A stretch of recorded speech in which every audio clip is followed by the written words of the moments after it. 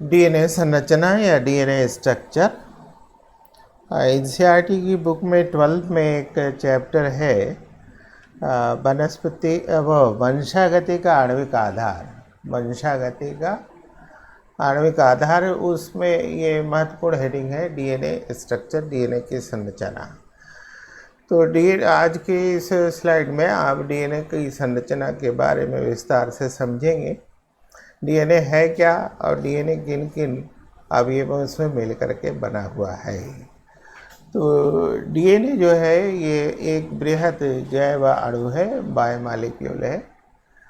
और बृहद जैव अणु में बृहद शब्द जो है इसका तात्पर्य केमिस्ट्री में बहुलक शब्द से है, यानी बहुलक। तो बहुलक का मतलब ये हो गया कि वे पदार्थ या वे रासायनिक पदार्थ या वे अणु जिनके अणुभार बहुत अधिक होते,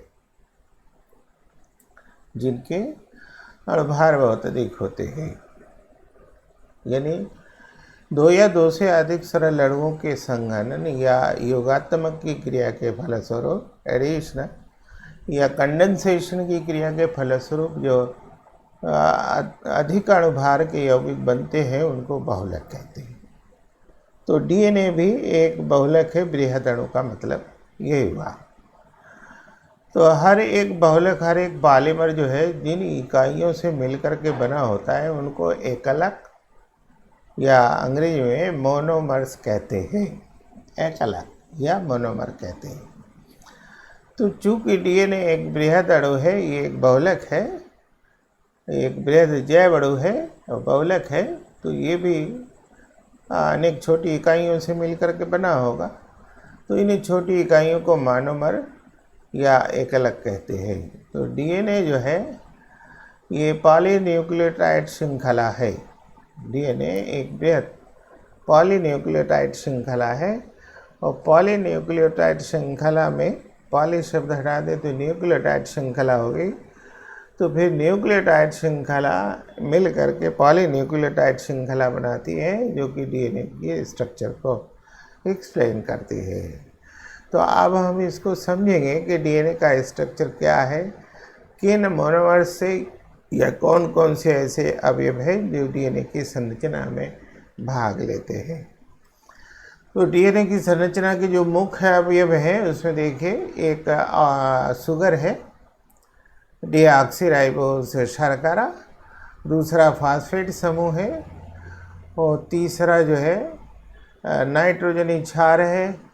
फिर फास्फोएस्टर बॉन्ड की एक प्रक्रिया है और एक एन ग्लाइकोसिलिक बॉन्ड की प्रक्रिया है और एक और बॉन्ड बनेगा हाइड्रोजन बॉन्ड। ये वो चीज़ें हैं जो मिल करके डीएनए की संरचना को बनाएंगे। ये डीएनए इनसे बनेगा। तो अब हम इस चीज़ को समझेंगे कि किस तरह से डीएनए की संरचना में इन इकाइयों का अपना अपना महत्व है। अब इसमें देखिए, शर्करा दो प्रकार की, एक राइबोस शर्करा और एक डीऑक्सीराइबोस शर्करा। राइबोस शर्करा जो है आरएनए में पाई जाती है, डीऑक्सीराइबोस शर्करा जो है ये डीएनए में पाई जाती है। राइबोस शर्करा का जो आणविक सूत्र है वो C5H10O5 है और डीऑक्सीराइबोस शर्करा का जो आणविक सूत्र है वो राइबोस शर्करा यानी आरएनए के राइबोस शर्करा में एक ऑक्सीजन कम है, यानी राइबोस शर्करा में एक ऑक्सीजन परमाणु जो है डीऑक्सीराइबोस शर्करा से अधिक है। तो अब राइबोस शर्करा का स्ट्रक्चर देखिए, ये एक रिंग स्ट्रक्चर है जो कि कुल मिला के 5 परमाणुओं से बना है। इन 5 परमाणुओं में से आप देखिए, इन 5 परमाणुओं में से 4 परमाणु कार्बन है और 1 परमाणु ये ऑक्सीजन है। 4 ये कार्बन परमाणु है और 1 ऑक्सीजन परमाणु है।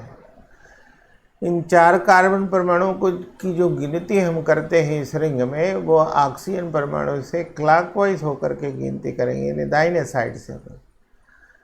तो ऑक्सीजन के बाद का जो पहला कार्बन है तो उसको देखिए 1' लिखा हुआ है, फिर उसके बाद 2' है, फिर 3' है, फिर 4' है और 4' से जुड़ा हुआ एक अन्य कार्बन है, ये 5' कार्बन लिखा हुआ है। तो यहाँ कार्बन को जो गिनती करने का तरीका लिया गया वो 1 2 3 4 5 नहीं लिया गया, बल्कि डैश लगा करके लिया गया। ऐसा इसलिए करते हैं कि डीएनए की संरचना में ये शर्करा जो अणु है, यानी शुगर का जो मॉलिक्यूल है, वो अन्य रिंग से भी जुड़ा होता है, यानी ये अन्य वलयों से भी जुड़ा होता है और उन वलयों में भी कार्बन परमाणु होते हैं। तो शर्करा के कार्बन परमाणु की पहचान करने के लिए शर्करा के कार्बन परमाणुओं को हम इससे जुड़े अन्य वलय के कार्बन परमाणु से अलग भिन्न प्रकार से अंकित करते हैं, इसीलिए हम इस पर डैश लगाते हैं, इसको प्राइम पढ़ते हैं। तो फिर ये 1 प्राइम 2 प्राइम 3 प्राइम 4 प्राइम और 5 प्राइम पढ़ा जाएगा। अब देखिए 1 प्राइम कार्बन के साथ एक हाइड्रोजन परमाणु है, एक हाइड्रोक्सिल परमाणु है। इसी तरह से 2 और 3 प्राइम कार्बन के साथ भी एक हाइड्रोजन और एक हाइड्रोक्सिल परमाणु है।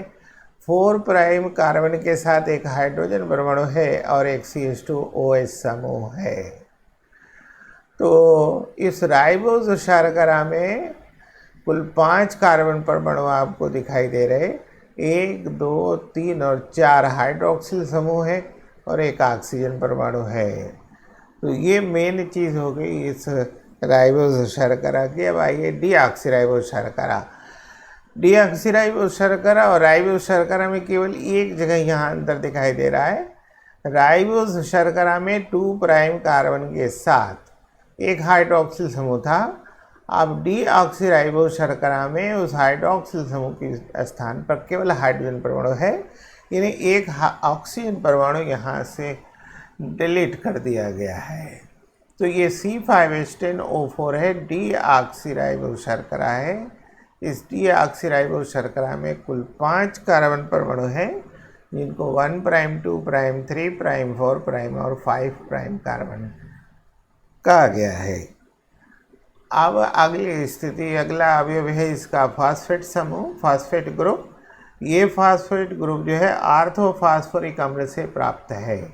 आर्थोफास्फोरिक अम्ल का सूत्र H3PO4 है, ये इसकी संरचना है।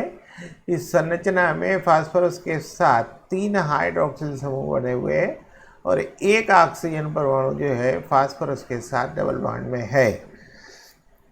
फास्फेट समूह को PO4 ट्रिपल नेगेटिव से प्रदर्शित करते हैं।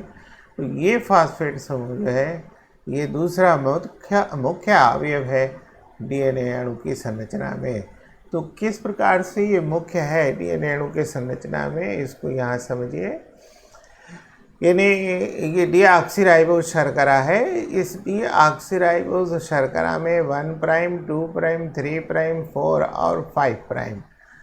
इस डीऑक्सीराइबोज शर्करा में 5 प्राइम कार्बन के साथ जो हाइड्रोक्सिल समूह है वो आर्थोफास्फोरिक अम्ल के हाइड्रोजन परमाणु से संयोग करके यहाँ जल का उदासीन अणु बनाता है। यानी यहाँ जो CH2OH ग्रुप था 5 प्राइम कार्बन, वो आर्थोफास्फोरिक अम्ल ये उस आर्थोफास्फोरिक अम्ल में हाइड्रोजन के साथ संयोग करके जल का उदासीन अणु बनाता है। ये क्रिया जो है कंडेंसेशन की क्रिया कहलाती है, संघनन की क्रिया कहलाती है। संघनन की क्रिया वो क्रिया होती है जिसमें एक उदासीन अणु मुक्त होता है, 2 अणु परस्पर संयोग करके अपेक्षाकृत अधिक अणुभार का यौगिक बनाते हैं। ये भी बहुलीकरण का एक तरीका है। आमतौर से आप केमिस्ट्री में पढ़ते हैं पॉलीमराइजेशन 2 तरह से, addition polymerisation and condensation polymerisation. तो एडिशन पॉलीमराइजेशन में अनसैचुरेशन की कंडीशन होती है और कंडेंसेशन पॉलीमराइजेशन में अनसैचुरेशन की कंडीशन नहीं है। यहाँ एक उदासीन अणु मुक्त होगा, चाहे वो जल का अणु हो या अमोनिया का अणु हो या कार्बन डाइऑक्साइड का अणु हो। तो यहाँ ये कंडेंसेशन में आर्थोफास्फोरिक अम्ल का हाइड्रोजन, चूँकि ये फास्फोरिक अम्ल है, फिर ये CH2OH के हाइड्रोजन से जल का उदासीन अणु बना लेता है। तो फिर कार्बन परमाणु जो है फास्फेट ग्रुप के ऑक्सीजन के साथ बंध जाता है। ये प्रक्रिया जो है डीएनए की पूरी संरचना में डीऑक्सीराइबोज और शर्करा के 5 प्राइम और 3 प्राइम कार्बन के साथ होता है। तो यहाँ डीऑक्सीराइबोज शर्करा का 5 प्राइम कार्बन फॉस्फेट ग्रुप के ऑक्सीजन के साथ जो बंध बनाता है, ये बंध फॉस्फोएस्टर बंध कहलाता है। इस बंध को फॉस्फोएस्टर बंध कहते हैं। ये फॉस्फोएस्टर बंध एक डीऑक्सीराइबोज शर्करा पेंटोज शर्करा में 2 स्थान पर बनता है, इसलिए इसको फॉस्फोडाइएस्टर बॉन्ड कहते हैं। तो एक पेंटोज शर्करा डीऑक्सीराइबोज शर्करा में 2 स्थान पर ये फॉस्फोडाइएस्टर बनता है, बॉन्ड बनता है, एक 3 प्राइम कार्बन के साथ और एक 5 प्राइम कार्बन के साथ। फिर तीसरा जो मुख्य अवयव है जो डीएनए की संरचना में भाग लेता है, वो है नाइट्रोजनी क्षार, नाइट्रोजनस बेसिस। नाइट्रोजनस बेसिस यहाँ 2 प्रकार के होते हैं। एक बेस जो है प्यूरिन कहलाती है और एक बेस जो है पिरिमिडीन कहलाते हैं। यहाँ 2 ग्रुप नाइट्रोजनी बेसिस के होते हैं, एक प्यूरिन्स और एक पिरिमिडीन्स। तो प्यूरिन में 2 नाइट्रोजनी क्षार आते हैं, एक एडेनिन, इसको ए से प्रदर्शित किया जाता है, एक गावानिन, इसको कैपिटल जी से लिखते हैं, एक गावानिन, इसको कैपिटल जी से लिखा जाता है। और पिरिमिडीन्स के अंतर्गत 3 नाइट्रोजनी क्षारक आते हैं, एक थाइमिन टी, एक साइटोसिन सी और एक यूरासिल यू। तो हमारे पास जो डीएनए और आरएनए है, डीएनए और आरएनए में कुल 4 नाइट्रोजनी क्षारक ही होंगे। इन 4 नाइट्रोजनी क्षारकों में से 2 क्षार जो है आपके प्यूरिन के रहेंगे ही, यानी आरएनए और डीएनए में प्यूरिन के दोनों क्षार रहेंगे, एडेनिन और गावानिन। लेकिन यहाँ पिरिमिडीन में 3 में से 2 ही क्षार उपस्थित होंगे, चाहे हम डीएनए लें चाहे आरएनए लें। तो डीएनए की संरचना में 2 प्यूरिन, एडेनिन और गावानिन, और पिरिमिडीन में से 2 नाइट्रोजनी क्षार लेते हैं, एक थाइमिन और दूसरा साइटोसिन, एक थाइमिन और दूसरा साइटोसिन। आरए की संरचना में यूरासिल होता है। तो फिर अब हम ये समझें कि प्यूरिन की स्थिति या प्यूरिन का स्ट्रक्चर क्या बनेगा, कैसे बनेगा। तो प्यूरिन जो होता है ये द्विवलयिक संरचना है। प्यूरिन द्विवलयिक संरचना है। इसमें एक वलय जो है इमिडाजोल वलय है और दूसरा वलय जो है पिरिमिडीन वलय है, यानी 2 रिंग के फ्यूज़न से प्यूरिन बनेगा। एक जो रिंग होगा वो पिरिमिडीन रिंग होगा और दूसरा रिंग जो होगा इमिडाजोल रिंग होगा। तो पिरिमिडीन रिंग में कार्बन नंबर 4 और कार्बन नंबर 5, पिरिमिडीन रिंग में कार्बन नंबर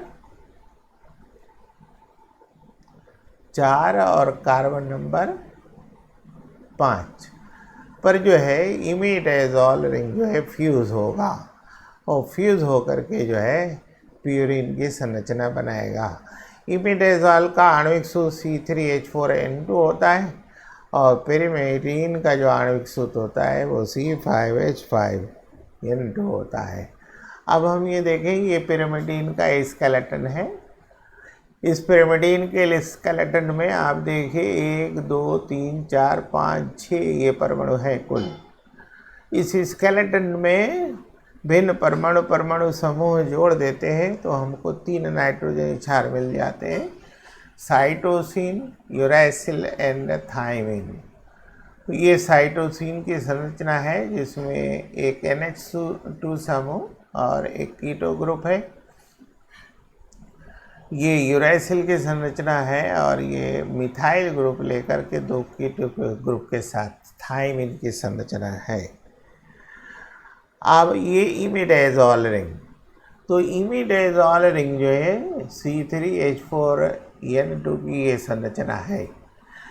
ये पिरिमिडीन है C4H4N2, ये पिरिमिडीन है C4H4N2, ये हमने यहाँ लिखा हुआ है पिरिमिडीन C4H4N2,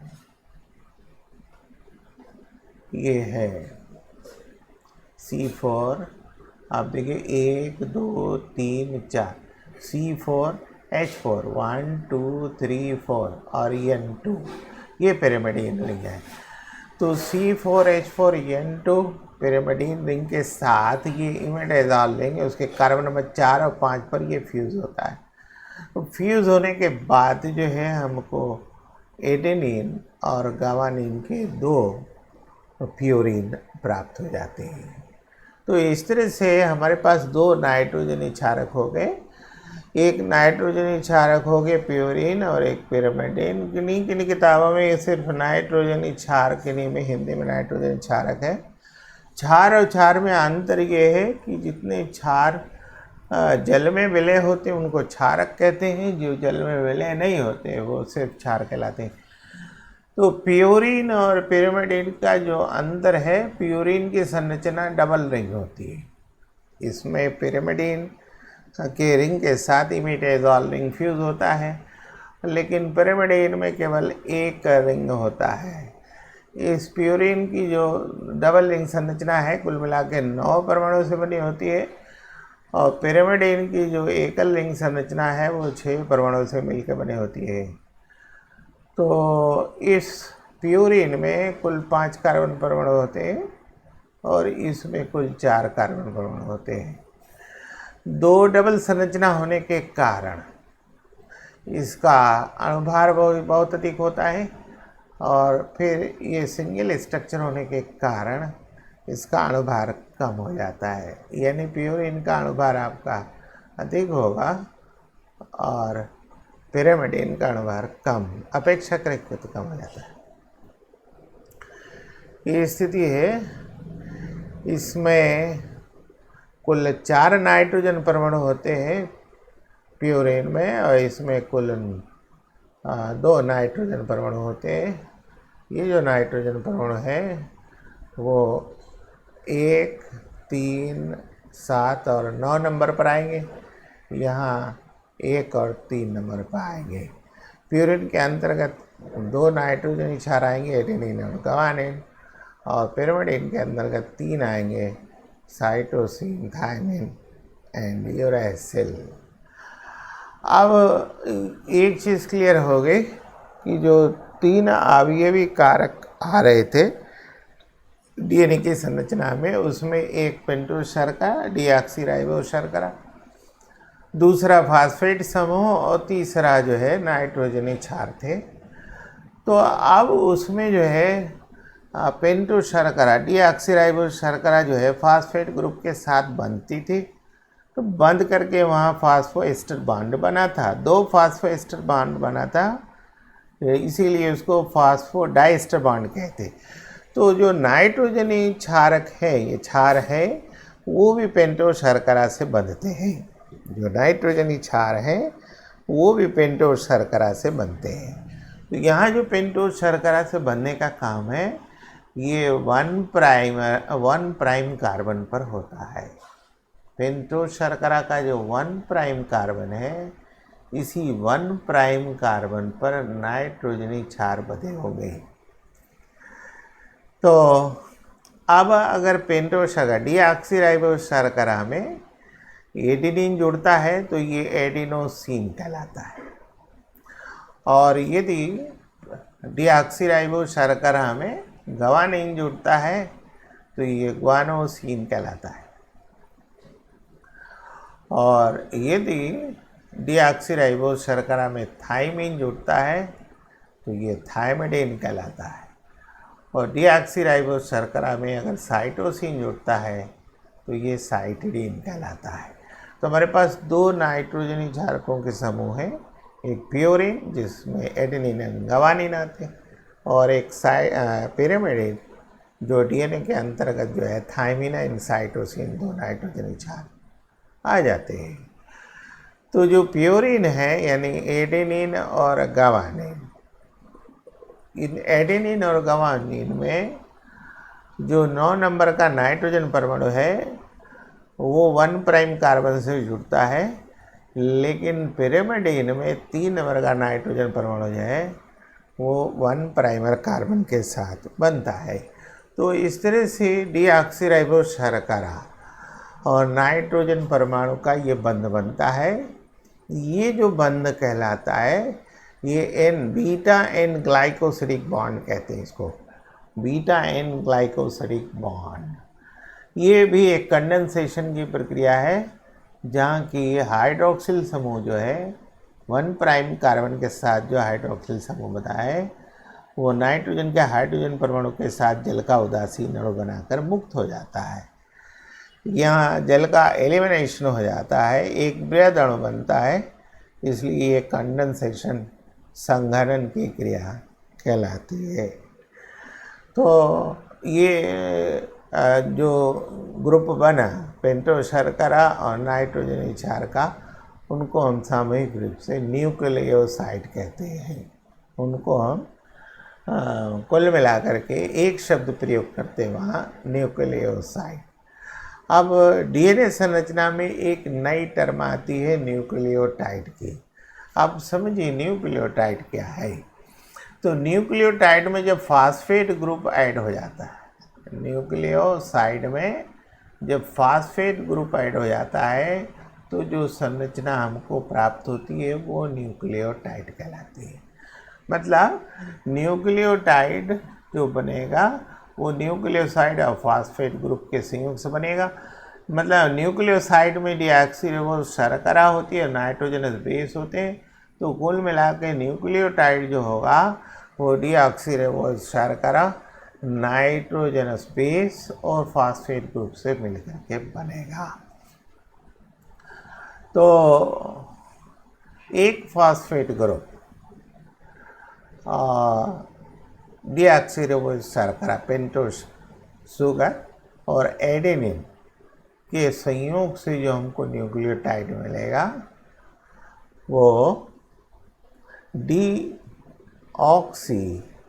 एडिनाइलिक एसिड कहलाएगा, डीऑक्सी एडिनाइलिक एसिड कहलाएगा। इसी तरह से अगर यहाँ जो पेंटोस शर्करा है वो गवानीन हो तो डीऑक्सी गवानाइलिक एसिड कहलाएगा, डीऑक्सी गवानाइलिक एसिड कहलाएगा। और अगर ये इसमें थायमिन है तो ये डीऑक्सी थायमिडाइलिक एसिड कहलाएगा। क्लियर। तो फिर न्यूक्लियोटाइड जो श्रृंखला बनेगी वो न्यूक्लियोटाइड श्रृंखला बनेगी आपके न्यूक्लियोसाइड और फास्फेट ग्रुप के संयोग से, न्यूक्लियोसाइड और फास्फेट ग्रुप के संयोग से बनेगा। न्यूक्लियोसाइड बनता है डीऑक्सीराइबोस शुगर और नाइट्रोजनस बेसिस से।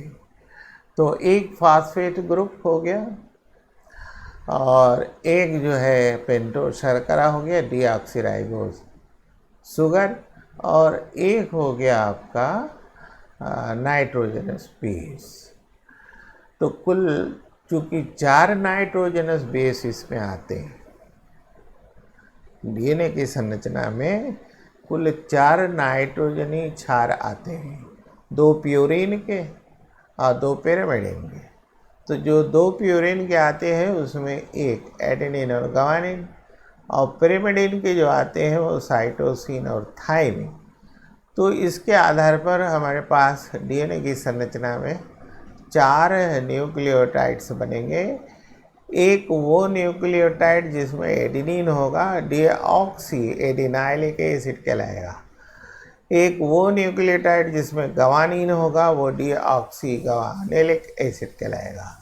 एक वो न्यूक्लियोटाइड जिसमें थायमिन होगा, वो डीऑक्सी थायमिडाइलिक एसिड कहलाएगा। और एक वो जिसमें साइटोसिन होगा वो डीऑक्सी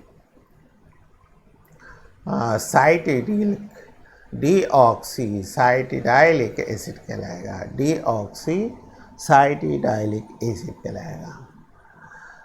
ठीक है, इसको हम शार्ट में deoxy adenine monophosphate, deoxy guanine monophosphate, deoxythymine monophosphate और डीऑक्सीराइबोस साइटोसिन मोनोफॉस्फेट कहते हैं। Deoxy adenosine, deoxy adenosine monophosphate, यहाँ डी स्टैंड फॉर डीऑक्सी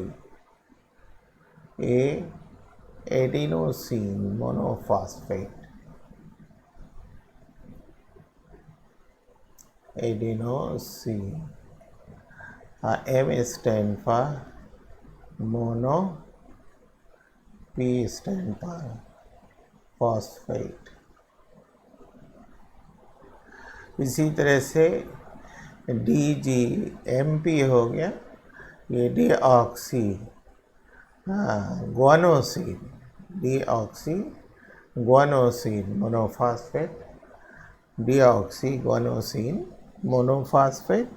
और इसी तरह से ये हो गया डीऑक्सी साइटोसिन मोनोफॉस्फेट और डीऑक्सीथाइमिन मोनोफॉस्फेट। ये 4 हमारे पास न्यूक्लियोटाइड हो गए। क्लियर? अब हाइड्रोजन बंध की स्थिति आई है, हाइड्रोजन बॉन्ड। तो हाइड्रोजन बॉन्ड का मतलब क्या हो गया? हमारे पास जो न्यूक्लियोटाइड श्रृंखला बनती है, पॉलीन्यूक्लियोटाइड श्रृंखला, वो पॉलीन्यूक्लियोटाइड श्रृंखला 3 अवयवों से मिलकर के बनेगी। एक पेंटोस शर्करा, डीऑक्सीराइबोस शर्करा, एक फॉस्फेट ग्रुप और एक जो है नाइट्रोजनस बेस। ये 3 है। ये एक न्यूक्लियोटाइड अणु हो गया। इस न्यूक्लियोटाइड अणु से दूसरे न्यूक्लियोटाइड अणु जो है फॉस्फोडाइएस्टर बॉन्ड से बनेंगे। तो ये न्यूक्लियोटाइड अणु की एक श्रृंखला हो गई। जो डीएनए की संरचना है, वो डीएनए की संरचना जो है वो डबल हेलिक्स है संरचना। डबल हेलिक्स संरचना का मतलब ये हो गया कि एक पॉलीन्यूक्लियोटाइड श्रृंखला दूसरी पॉलीन्यूक्लियोटाइड श्रृंखला से मिलकर बनेगी। इसमें ये एक हेलिक्स हो गया, ये सेकेंड हेलिक्स हो गया। ठीक है, तो एक जो हेलिक्स बना वो ये बना, फिर दूसरा हेलिक्स भी इसी तरह का बनेगा। तो दोनों हेलिक्स एक दूसरे से हाइड्रोजन बंध से बंधे। दोनों हेलिक्स, दोनों रज्जुक एक दूसरे से हाइड्रोजन बंध से बंधे। तो जो हाइड्रोजन बंध बनेगा वो दोनों रज्जुकों में नाइट्रोजनी क्षारकों के मध्य बनेगा। दोनों रज्जुकों में जो हाइड्रोजन बंध बनेगा वो दोनों नाइट्रोजनी क्षारकों के बीच बनेगा। तो एक रज्जुक में प्यूरिन और दूसरे रज्जुक में पिरिमिडिन, नाइट्रोजनी क्षारक एक दूसरे से हाइड्रोजन बंध से बंधे होते हैं।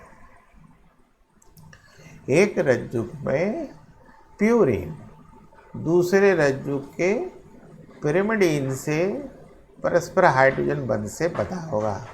तो अगर हम एक रज्जुक में एडेनिन लेते हैं तो ये जो है दूसरे रज्जुक के थाइमिन से बंधेगा, और एक रज्जुक में अगर प्यूरिन हम लेते हैं गवानिन तो ये पिरिमिडिन साइटोसिन से बंधेगा।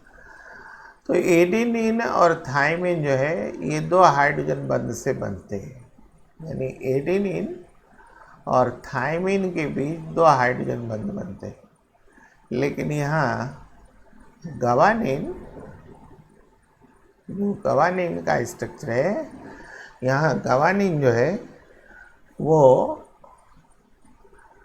गवानीन साइटोसिन के साथ 3 हाइड्रोजन बंध से बंधेगा। तो इस तरह से एक रज्जुक जो है दूसरे रज्जुक के साथ नाइट्रोजनी क्षारकों के बीच हाइड्रोजन बंध के द्वारा बंधेगा और फिर बंध करके रज्जुकों का निर्माण करेगा। तो ये एक रज्जुक ये हो गया, एक रज्जुक ये हो गया। ये दोनों रज्जुक एक दूसरे से परस्पर हाइड्रोजन बंध द्वारा बंध करके डीएनए की संरचना का निर्माण करेंगे। तो ये पूरी डीएनए की डबल हेलिकल संरचना हुई, तो द्विरज्जुक संरचना हुई।